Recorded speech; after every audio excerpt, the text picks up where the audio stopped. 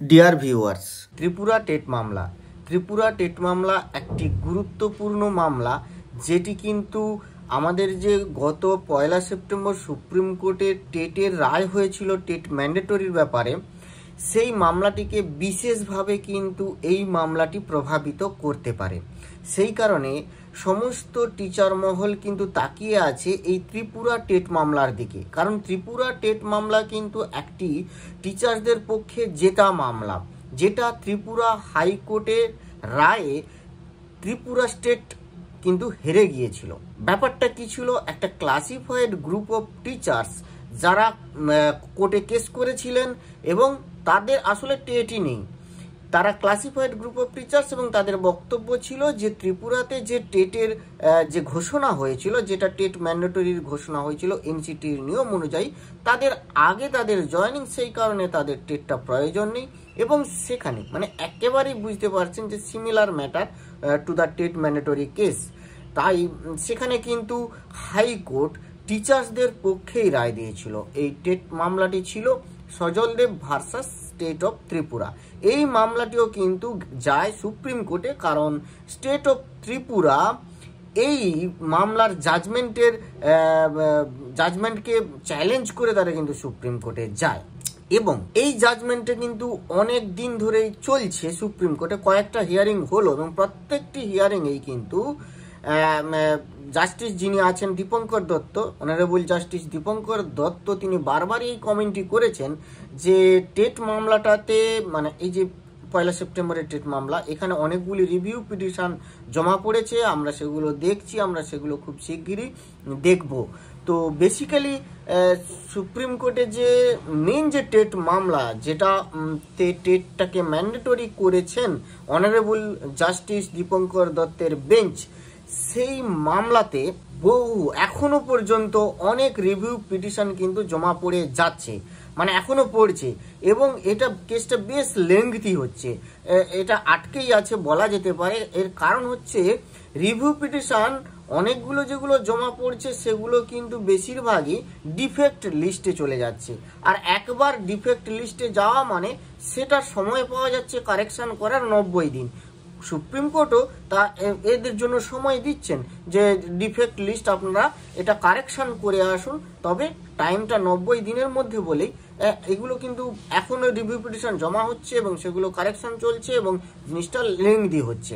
কিন্তু প্যারালালি যে ত্রিপুরার যে টেট মামলাটা, এটা কিন্তু চলছিল। আগামী হিয়ারিং আছে 12ই ডিসেম্বর, একেবারে খুব কাছাকাছি একটা দিন, আর 2-3 দিন পরেই এই হিয়ারিংটা হবে।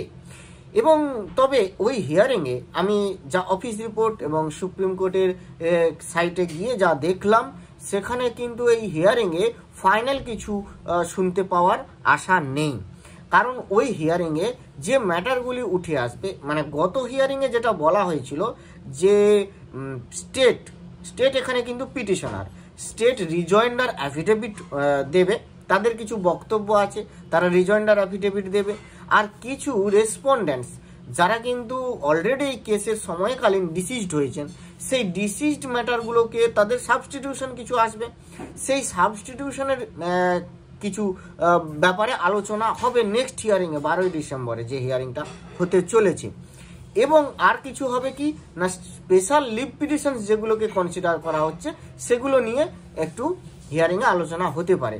অর্থাৎ টেট ম্যাটার নিয়ে যে মেন যে আমরা শুনতে চাইছি যে কথাগুলো কোর্টের কাছ থেকে, সেই কথাগুলি আশা করি যতটা সম্ভব আমার কোর্টের ম্যাটারটা পড়ে মনে হয়েছে যে আগামী 12ই ডিসেম্বর কিন্তু আমরা পাবো না, এরকম কিছুই শুনতে পাবো না। এবং আমি কিন্তু এর আগে একটি ভিডিওতে প্রেডিকশন করেছিলাম যে সুপ্রিম কোর্টে যে মেন টেট মামলা, যেটা 1 সেপ্টেম্বরের যে জাজমেন্টটা, তার যে রিভিউ পিটিশনগুলি জমা পড়ছে, সেগুলি মোস্ট প্রবাবলি সুরাহা বা জাজমেন্ট একটা হিয়ারিং পড়তে পারে। আমার যেটুকু আইডিয়া সেটা হচ্ছে ওই এপ্রিল-মে নাগাদ, যদি মানে মিনিমাম অ্যাটলিস্ট করা যায়, কারণ যা হিসাব দেখা যাচ্ছে ওখানে তো 90 দিনের একটা টাইম লাইন দেওয়া হয়েছে, যে 90 দিন কিন্তু পাবেন, যা যে হচ্ছে ডিফেক্ট লিস্টে যখন কেউ ঢুকে যাবে, কোনো ডিফেক্ট হবে, এবং বেশিরভাগই দেখা গেছে ওয়েস্ট বেঙ্গলের বিভিন্ন মামলা, বিশেষত স্টেট অফ ওয়েস্ট বেঙ্গলের যে মামলাটা সেটাও কিন্তু ডিফেক্ট লিস্টে আছে। তা এরকম অনেক মামলায় কিন্তু ডিফেক্ট লিস্টে আছে।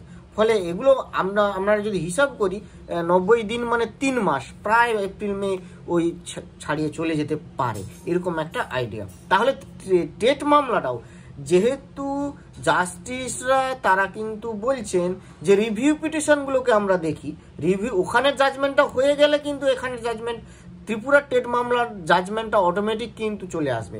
সেটা কি হবে সেটা মানে এটা হচ্ছে একটা সাব টাইপের। আর ওই যে মেন টেট মামলাটা ছিল ওটা কিন্তু একটা সুপার মামলা। আমরা যদি এরকম চোখে দেখি, মানে ওখানে যদি টেট ম্যান্ডেটরিটা বহাল থাকে, তাহলে এখানে যে স্টেটের ত্রিপুরা স্টেটে যারা কেস করেছেন যে তাদের ক্লাসিফাইড গ্রুপ অফ টিচার্সদের টেটটা ম্যান্ডেটরি, সেটা তো ম্যান্ডেটরি হয়ে গেল। সমস্ত টিচার্সদের জন্য যখন ম্যান্ডেটরি, তখন ম্যান্ডেটরি হয়ে যাবে।